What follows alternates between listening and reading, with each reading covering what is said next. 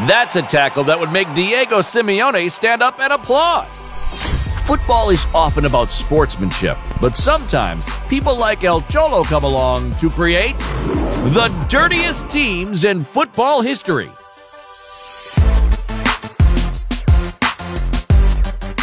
Number 1. Netherlands, 2010. One challenge sums up this team's ethos. Nigel de Jong kicking Xabi Alonso's chest was less of a challenge and more of a ninja kick. We have to be careful. Tell that to Alonso's chest. When Spain met the Netherlands in the 2010 World Cup final in South Africa, the world expected a festival of football. Both countries were inspired by the godfather of total football, Johan Cruyff. It was a historic meeting. At the same time, it's just a game. Instead, the Dutch took inspiration from the WWE and got 9 yellow cards. And worst of all, they were harshly criticized by the king himself. The game was ugly, vulgar, hard, hermetic. Netherlands were playing anti-football. It was a shame considering some of the good football the Dutch had played earlier in the tournament. Unlike this team that played dirty football for an entire season. Number 2.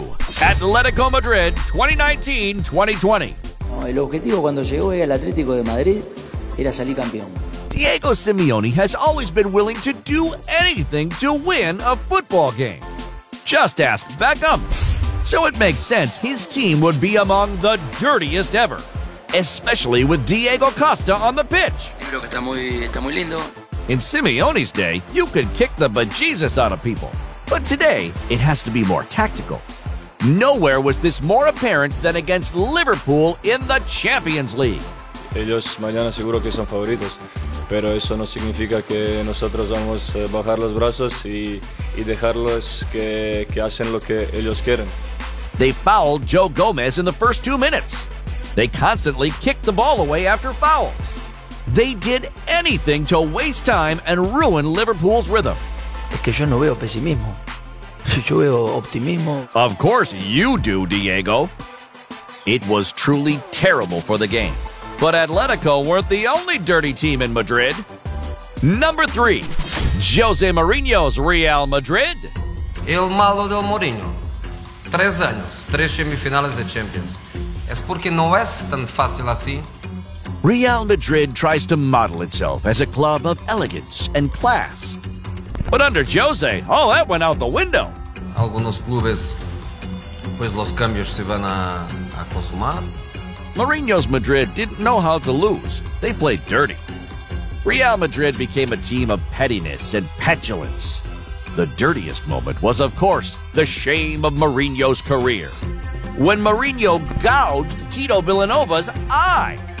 Mourinho's reign only lasted a few years, whereas the next team had around a decade of dirtiness. Number 4. Stoke City, 2010s. Do you really feel that Dilap tried to play the ball when he tackled Walcott? Or that Shawcross tried to play the ball when he tackled Adebayor off the pitch? All the players have been injured deliberately. For the best part of a decade, Stoke City were one of the nastiest teams in the Premier League. Very negative, very negative. They were regularly near the top of the table. The disciplinary table, that is. It wasn't that funny, Tony. Relax. And not only did they rack up yellows and reds, they put a lot of players on the treatment table. Yeah, but we'll enjoy it, No challenge was worse than when Ryan Shawcross destroyed Aaron Ramsey's leg. The English game has evolved a lot, even in the last 10 years. But before the modern game that protected players, things were pretty crazy in England. Just ask number 5, Wimbledon's Crazy Gang. This was one of the most physical groups of tough guys ever to play football. They always had a mental edge on opponents with dirty play. Wimbledon genuinely wanted to hurt you. One of those players, Vinnie Jones, even went on to play a tough guy in movies after his football career. They were so vicious and crazy that they got the nickname the Crazy Gang. But you will never see a team like that again. And nor will you see a team like number 6, Argentina, 1990. The Netherlands were tough, but Argentina in 1990 were possibly worse. Adesso sì, sono una vittima perché è l'unico che stanno dietro è a me. Led by Maradona, this team got 21 yellows and 3 reds and committed more than 150 fouls in the 1990 World Cup. Io non ho ammazzato nessuno. Argentina had 4 players suspended for the final against Germany. 2 players got sent off in the final. We may never see such a scrappy performance in a World Cup final again.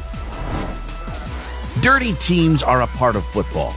While sportsmanship is a valuable part of the game, we all have to learn to overcome tough opponents and obstacles in life. Of course, we hope we can do that without De Jong ninja kicking us in the chest.